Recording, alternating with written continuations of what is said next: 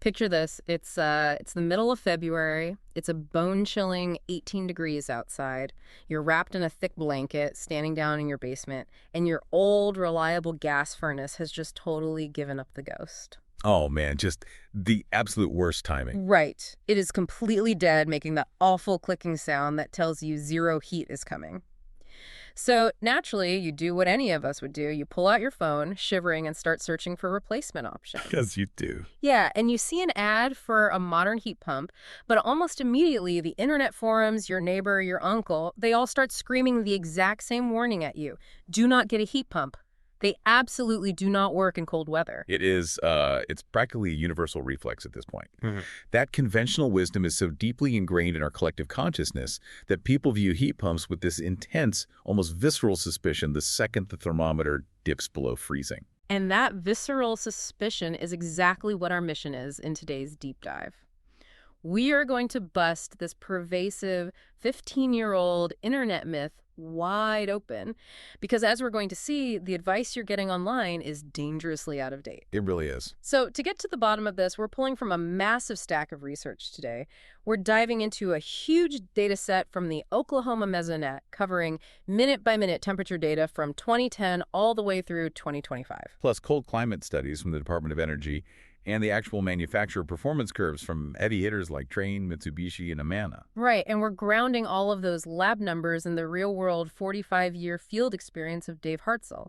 He's a master HVAC installer who's been running these systems in central Oklahoma through decades of brutal winters. And you know what's fascinating here is that we're looking at a classic scenario where the engineering has just completely leaped forward, but human perception is stuck in the past. Yeah, stuck in like 2005. Yes, exactly. Based on the data we are reviewing today, whether a modern heat pump works in the cold, it's no longer up for debate. The technology handles it effortlessly. The only actual question you need to be asking now is if the math makes sense for your specific house and your specific local utility rates. Okay, I'm going to stop you right there because before we get into the weather data or the dollars and cents, I am stuck on something fundamental. We need to talk about the physics. Sure. The physics usually trips people up. Yeah, because I think this is where the mental block happens for most people, myself included. How on earth does a machine pull hot air out of freezing cold air? It sounds like you're trying to bend the laws of thermodynamics. It does sound like magic, I'll give you that, until you strip it down to its basic components. Yeah. A heat pump is literally just an air conditioner running in reverse. It's just running backward. Right. It uses the same compressor, the same lines of refrigerant, and the same coils as your summer AC unit. In the summer, your air conditioner absorbs heat from the air inside your living room and pumps it outside. Makes sense. But in the winter, a reversing valve shifts, and now it absorbs heat from the outdoor air and pumps it inside. See, grabbing heat from a hot summer day makes total sense. But grabbing heat from a freezing February morning, that just bends the mind. I was thinking about this, and the best way I can visualize it is like wringing water out of a damp sponge that looks completely dry to the naked eye. Oh, that's a really good way to think about it. Right, because even if the air feels freezing to you, there is still thermal energy, there is still heat trapped in that cold air. But honestly, I still struggle with this. How is there useful heat in 20-degree air? That just feels scientifically wrong. Right. It feels wrong because we measure cold based on our human comfort level, which is usually around, 70 degrees. Yeah, 70 is nice. But physics measures heat based on absolute zero, which is hundreds of degrees below zero. Yeah. To understand how a heat pump works, you have to look at the boiling point of the liquid doing the heavy lifting, the refrigerant circulating inside the outdoor coil. Okay, and what is the boiling point of that stuff? The boiling point of modern refrigerants is an absolutely staggering minus 20 degrees Fahrenheit. Minus 20, wow. Yeah, think about what that actually means. If the liquid in the coil boils at minus 20 degrees and the air blowing across that coil is 20 degrees above zero, that air is a full 40 degrees warmer than the refrigerant. Oh, wow. Okay, so from the perspective of the chemical inside the machine, that freezing 20-degree winter day might as well be a tropical heat wave. Precisely. That 40-degree difference provides what engineers call a delta, a temperature difference. As long as the air is warmer than the refrigerant will absorb that thermal energy and boil into a gas. Okay, but boiling refrigerant doesn't equal a warm living room. I think this is the missing link for a lot of people. How does that cold gas actually heat my house? That brings us to the most crucial step, which is the compressor. Once that refrigerant boils into a gas, It travels through a pipe into the compressor unit. Right, the big loud box outside. Yeah, and the compressor takes that gas and violently squeezes it down into a tiny space. When you compress a gas like that, you are forcing all those molecules to smash together at extremely high speeds. Like when you're pumping up a bicycle tire really fast and the bottom of the hand pump gets physically hot from all the pressure. Yes, that is a perfect analogy. The friction and pressure of squeezing that gas generates intense concentrated heat. Okay, so it starts low level, but the squeezing makes it super hot. Exactly. So even though the gas absorbed relatively low-level heat from the cold outside air, the act of compressing it transforms it into a very high-temperature gas. That scorching hot gas then flows into the coil inside your ductwork. Your blower fan pushes air across it, and that is what delivers a blast of warm air into your living room. That makes a ton of sense. And the colder it gets outside, the less total heat is available to grab, right? Right, but the system can easily grab useful effective heat and compress it all the way down to minus 10 degrees Fahrenheit. Okay, the physics totally makes sense now. We are harvesting low-level heat, boiling a chemical, and squeezing it until it gets hot. So if the laws of physics have always supported this process, where did the myth come from? Oh. Like, why do we all have that uncle who swears a heat pump left his family freezing back in 2004? The short answer is that the bad reputation is completely earned, honestly, but it applies to outdated technology. Oh, so the uncle isn't crazy, he just had an old unit. Exactly. Yeah. If you installed a heat pump in the 1990s or the early 2000s, you were installing a single-stage unit. It had one speed, fully on or fully off. There was no nuance to it whatsoever. And before we get into why that was a problem, we should probably define a term that comes up constantly in the source material, which is BTUs. Right, good idea. So a BTU, or British thermal unit, is basically the amount of heat you get from burning one wooden kitchen match. So when we talk about a furnace putting out thousands of BTUs, just imagine that many matches burning to heat your space. That really helps visualize it perfectly. And the fatal flaw of those old single-stage compressors was that when the outdoor temperature dropped, their capacity to move those BTUs plummeted right along with it. How bad of a drop are we talking? Well, let's say you had a standard 3-ton heat pump back in 2002. At a mild 47 degrees outside, it could pump out its full rating of 36,000 BTUs. But when the temperature dropped to 17 degrees, that same unit choked. Oh, man. Yeah. Its output would drop to just 22,000 BTUs. It physically could not move enough heat to keep up with the heat leaking out of the house. And the house starts getting colder and colder. So to make up that massive gap in heating power, those old systems had a built-in panic button, right? They relied on electric strip resistance heat. Exactly. They basically just gave up. So essentially, when it got cold, you were abandoning the heat pump entirely and heating your whole house with a giant, wildly expensive toaster hidden inside your ductwork. That is essentially what electric resistance heat is. It's just passing raw electricity through metal coils until they glow orange hot, just like a space heater or a toaster. The problem is the sheer inefficiency of it. Right. Using electric strip heat costs roughly 3 times as much per BTU as burning natural gas or moving heat with a compressor. So picture what is happening to our homeowner in the year 2002. It's a freezing morning, their heat pump has lost its capacity, the house gets cold, the thermostat panics, and the giant toaster kicks on. And a month later, they open an electric bill that makes them want to faint. They were burning insanely expensive electric resistance heat instead of moving highly efficient refrigerant heat. That experience, the lukewarm air blowing from the vents and the staggering utility bills, that is what cemented the bad reputation. And if the technology had stopped there, the internet forums would be absolutely correct to warn you. But the industry developed variable speed compressors and engineered much more capable cold weather refrigerants. So how is a variable speed compressor different? Instead of just turning on or off, a variable speed compressor acts like the gas pedal on your car. As the temperature drops outside and the heat gets harder to extract, the compressor doesn't just give up. It pushes harder. Yeah, it physically revs up to a higher RPM to pump more refrigerant and compensate for the cold. So it works harder so you don't have to use the toaster. Exactly. And if we look at the manufacturer curves from modern cold climate systems like the Trane variable speed units or the Mitsubishi hyperheat systems, the performance difference is staggering. What do the numbers look like for those? These modern units maintain 100% of their rated heating capacity all the way down to 5 degrees Fahrenheit. Wait, 100%, down to 5 degrees. Yep. And even at minus 5 degrees, they're still pushing 70% of their capacity. The backup strip heat almost never needs to kick on in a normal winter. The machine is doing real, efficient refrigerant work, even in the bitter cold. Okay, that sounds incredible on a manufacturer's spec sheet.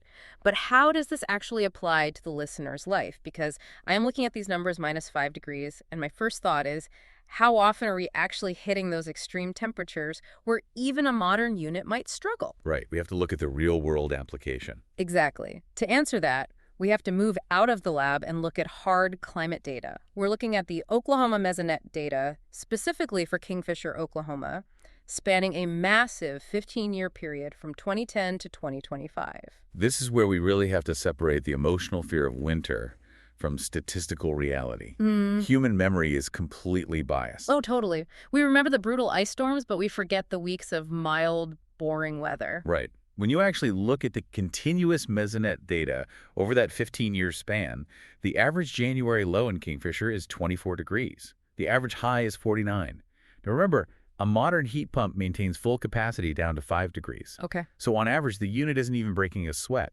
I have to push back here, though. Averages are great, but people don't panic about averages. They worry about the extremes. I remember weeks where it felt like we never got above freezing. What about the deep freezes? Your point. But the data covers every single minute of those deep freezes, including polar vortex events. In an entire year, there are only about 180 hours where the temperature drops below 20 degrees.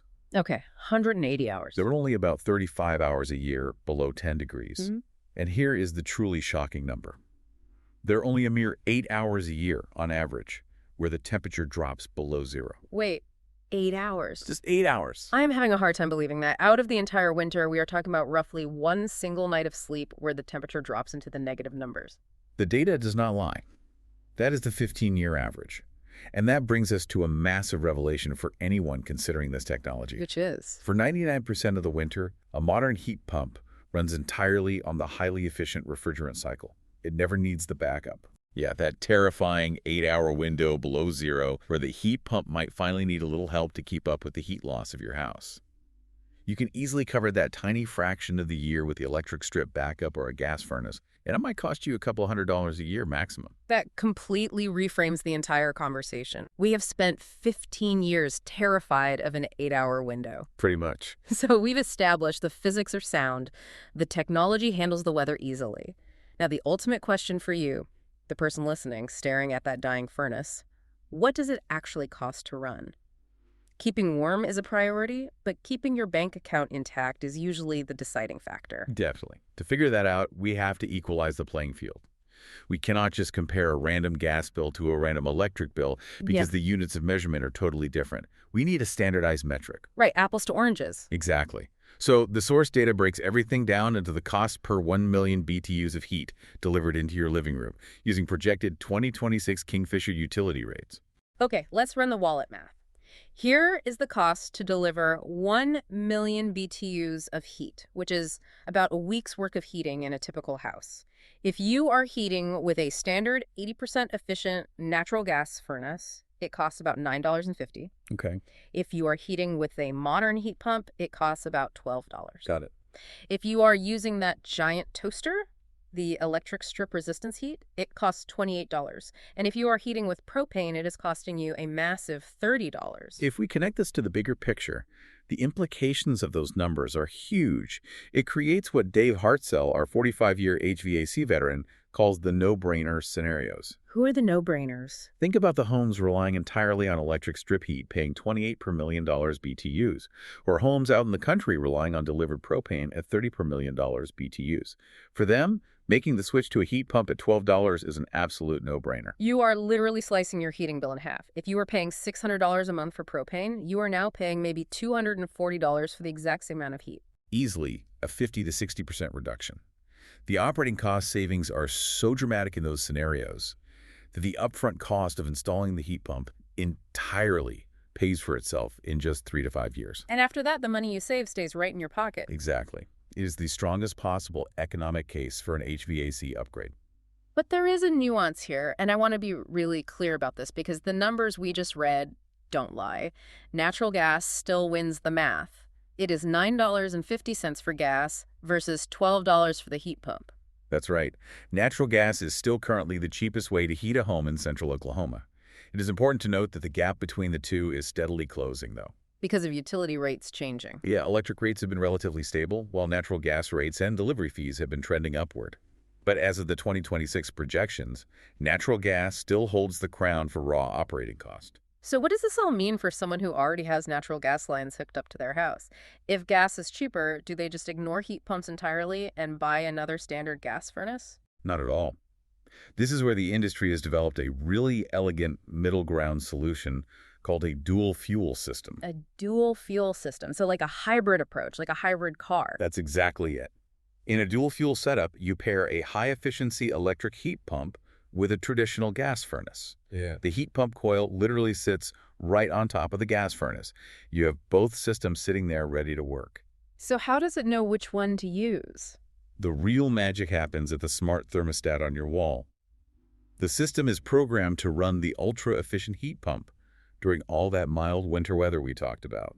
Basically, anytime it is above 30 or 35 degrees outside. Which, as we learned from the Mesonet data, is the vast majority of the winter. Exactly. You are getting the incredible efficiency of moving heat with refrigerant for 90% of the season. And then, when that rare deep freeze hits and the temperature plunges down into the teens, the thermostat senses the drop, automatically shuts off the heat pump, and fires up the gas furnace. Wow, so you don't have to go flip a switch or anything. Nope, you do not have to do a thing. The system handles the transition seamlessly.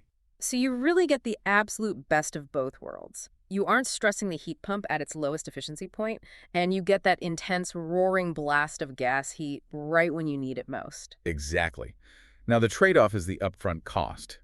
Installing a dual fuel system is generally going to run you about $1,500 to $3,000 more upfront than just swapping out a basic gas furnace, because you are buying two separate heating technologies. Right, you're paying for two engines. Exactly.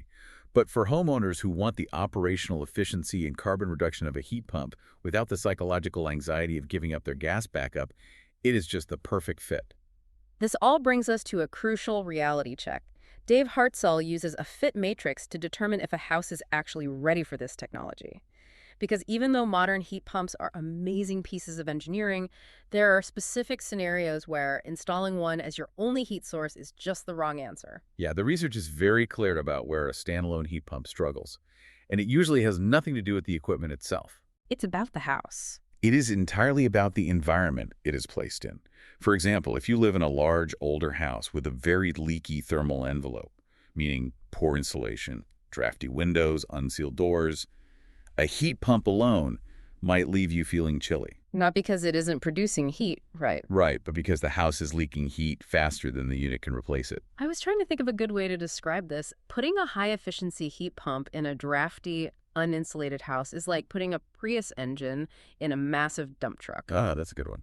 The engine itself is an incredibly efficient marvel of modern engineering, but the vehicle is just too heavy and unaerodynamic to get any real mileage out of it. That is a very accurate way to look at it.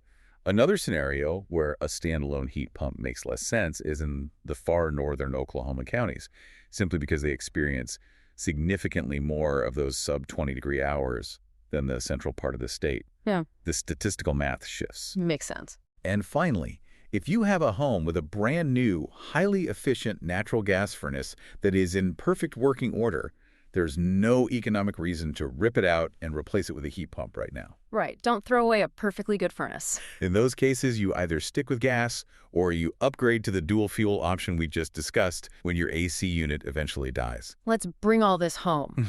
We have covered physics, 15 years of weather data, and the economics of keeping your house warm. If you take one thing away from this deep dive, let it be this. That 15-year-old internet myth you read on a forum at 2 in the morning, it is officially dead. Completely busted. Heat pumps absolutely unequivocally work in cold weather. The technology has evolved from those single-stage toasters of the 1990s to variable speed marvels that can pull useful heat out of thin air at -5 degrees. It's incredible progress. The real metric you need to be considering isn't the thermometer outside your window. It is your current fuel type and the insulation of your home. Yeah, and the ultimate advice from all of these experts is to never, ever guess. Do not base a 15-year investment on a gut feeling or an angry internet comment. Always demand a real mathematical load calculation and a customized operating cost comparison run specifically for your house, your square footage, and your local utility rates before you sign on the dotted line. Absolutely. Keep doing your research, run your own math, and we will catch you on the next deep dive. This whole thing raises an important question. We noted earlier that the cost gap between electricity and natural gas is steadily closing. Electricity prices are stabilizing, while gas prices trend upward. If that trajectory continues at its current pace, at what exact tipping point in the near future will dual fuel systems become entirely redundant? Are we rapidly approaching a day where the existing natural gas infrastructure piped into millions of our homes becomes nothing more than an obsolete, stranded asset?